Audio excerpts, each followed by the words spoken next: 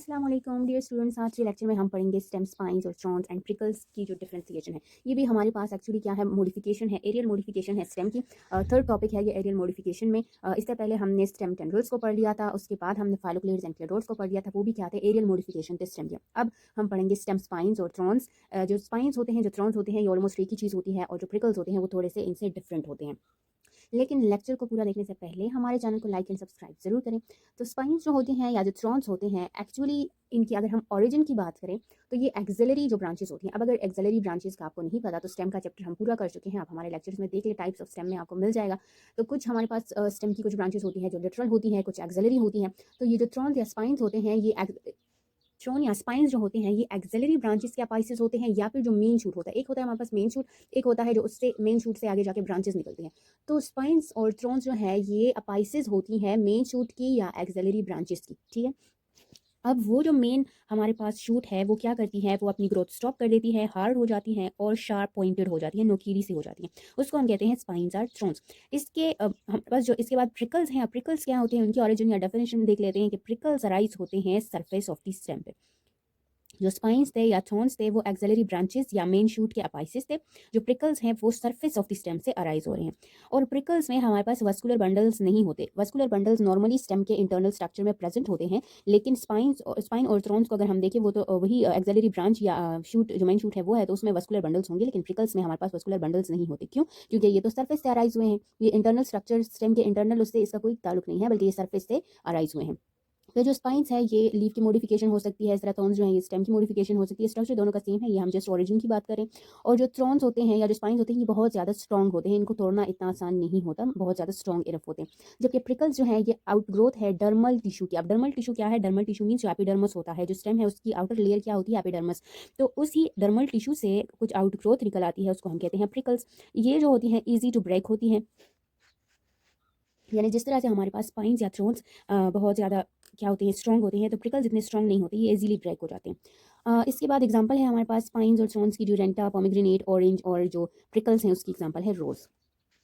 तो ये थी डिफरेंशिएशन स्पाइंस और थ्रोन्स की, जो और उनकी प्रिकल्स से जो क्या डिफरेंशिएशन है उसको हमने पढ़ लिया। अब देखते हैं कि इनमें सिमिलरिटी क्या है, जो स्पाइंस है या थ्रोन्स है इनकी आपस में क्या सिमिलरिटीज है, कौन से पॉइंट्स है जो दोनों में सेम है। तो जो स्पाइंस हो, थ्रोन्स हो या प्रिकल्स हो, ये सारे कहाँ पे मौजूद होते हैं? ऐसे प्लांट्स में होते हैं जो कि ड्राई क्लाइमेट में ग्रोथ करते हैं। और इनका फंक्शन क्या होता है? तो इन तीनों का फंक्शन यही है कि ये प्लांट को प्रोटेक्ट करे अगेंस्ट ब्राउजिंग एनिमल। अब ब्राउजिंग एनिमल्स क्या होते हैं? वो एनिमल्स जो प्लांट्स को खाते हैं। तो उसको अगर किसी प्लांट में थॉर्न्स प्रेजेंट है, स्पाइंस या प्रिकल्स प्रेजेंट है, तो उनके लिए उसको खाना थोड़ा सा मुश्किल हो जाता है।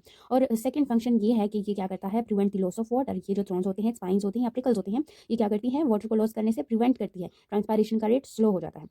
फिर इसके बाद हमारे पास फोर्थ एरियल मॉडिफिकेशन है, टोरस और थैलेमस, दोनों एक ही चीज़ है। अब जो टोरस है या थैलेमस है, ये इनलार्ज टिप है किसी भी स्टॉक ऑफ अ फ्लावर का, यानी कि हमारे पास एक फ्लावर होता है, फ्लावर किस चीज़ पर प्रेजेंट होता है? स्टॉक पे। उसकी जो डंडी होती है, फ्लावर एक फ्लावर की एक डंडी होती है, उस डंडी के ऊपर टिप जो होता है वो अगर इनलार्ज हो जाए, उस पर फ्लोरल लीव्स प्रेजेंट हो, तो उसी को हम कहते हैं टॉरस और थैलेमस, ठीक है। अब ये थिकन पार्ट होता है स्टेम का, ठीक है, ये स्टेम का ही हिस्सा है लेकिन थिकन पार्ट है। मॉडिफिकेशन है ये स्टेम की, और इंटरनली एग्जैक्टली स्टेम की तरह ही है। अब देखो बच्चों, थैलेमस को डायग्राम के थ्रू समझते हैं, या थैलेमस या टोरस क्या होता है। एरियल मॉडिफिकेशन है ये भी स्टेम की, ठीक है। अब ये हमारे पास एक फ्लावर है, ठीक है। तो जो फ्लावर है उसमें हम सबको पता है कि कुछ यहाँ पे रिप्रोडक्टिव पार्ट्स होते हैं, कुछ यहाँ पे नॉन रिप्रोडक्टिव पार्ट्स होते हैं। ये पेटल्स हैं, ये रेड वाले, ये लाइट ग्रीन कलर के सेपल्स हैं। इस तरह से ये स्टेमन है, ये कार्पल है, ठीक है। तो ये तो सारा फ्लावर का स्ट्रक्चर हो गया। अब यहाँ पे ये स्टॉक है। हमने कहा कि जो टोरस होता है या जो थैलेमस होता है वो फ्लावर के स्टॉक का टिप होता है। तो ये वाली जो जगह है ये क्या है? ये टिप है। इस टोरस और थैलेमस को हम रिसेप्टिकल भी कहते हैं। ये जो पार्ट होता है यहाँ पे सारे फ्लोरल लीव्स प्रेजेंट होते हैं। अब ये चाहे सेपल हो, कार्पल हो, पेटल्स हो या स्टेमन हो, ये सारे क्या है? ये फ्लोरल लीव्स हैं। तो ये था हमारे पास स्ट्रक्चर किस चीज़ का? टोरस का, थैलेमस का या रिसेप्टिकल का। इसके बाद हमारे पास लास्ट एंड फिफ्थ मॉडिफिकेशन है किस चीज़ की? एरियल मॉडिफिकेशन ऑफ स्टेम का, वो है बल्बिल्स। अब बल्बिल्स की एरियल मॉडिफिकेशन है स्टेम की, यानी इंटरनली ये स्टेम की तरह ही होगा लेकिन बज़ाहिर हमें चेंज नजर आता है।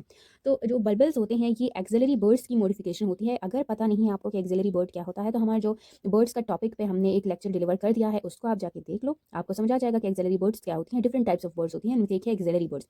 तो जो बल्बिल्स हैं ये हमारे पास मॉडिफिकेशन है एक्सिलरी बर्ड्स की, और ये मॉडिफाई हो जाते हैं स्मॉल स्वोलन स्ट्रक्चर में, ठीक है। उस स्मॉल स्वॉलन स्ट्रक्चर को हम कहते हैं बल्बल्स। अब जो यंग प्लांट होता है दैट इज़ रिप्रोड्यूस वेजिटेटिवली, तो क्या होता है कि ये एक्चुअली ये जो बल्बल होता है ना, ये यंग प्लांट होता है जो रिप्रोड्यूस हो जाता है वेजिटेटिवली। कहाँ पे रिप्रोड्यूस हो जाता है वेजिटेटिवली? अपने पेरेंट प्लांट्स के स्टेम के ऊपर ही ये रिप्रोड्यूस हो जाता है। और in the place of a flower on in inflorescence, या जो हमारे पास इन्फ्लोरेसेंस होती है, जो एक बंच ऑफ फ्लावर्स होती हैं, वहाँ पे कहीं पे फ्लावर की जगह अराइज हो जाती है। Let understand this with the help of a diagram. Let suppose ये हमारे पास क्या है, ये हमारे पास है इन्फ्लोरेसेंस। यहाँ पे एक और फ्लावर बना लेते हैं। तो ये हमारे पास इन्फ्लोरेसेंस है। इन्फ्लोरेसेंस क्या होता है? जहाँ पे बहुत सारे फ्लावर्स एक ही जगह पे अराइज हुए हैं। ये बीच में क्या हो गया है? ये बल्बिल्स अराइज हो गए हैं। ये दो क्या है? ये है बल्बिल्स। तो ये बल्बल्स जो अराइज हो गई हैं, एक्सिलरी बर्ड्स की मॉडिफिकेशन हो गई है, स्मॉल स्वॉलन स्ट्रक्चर बन गया है।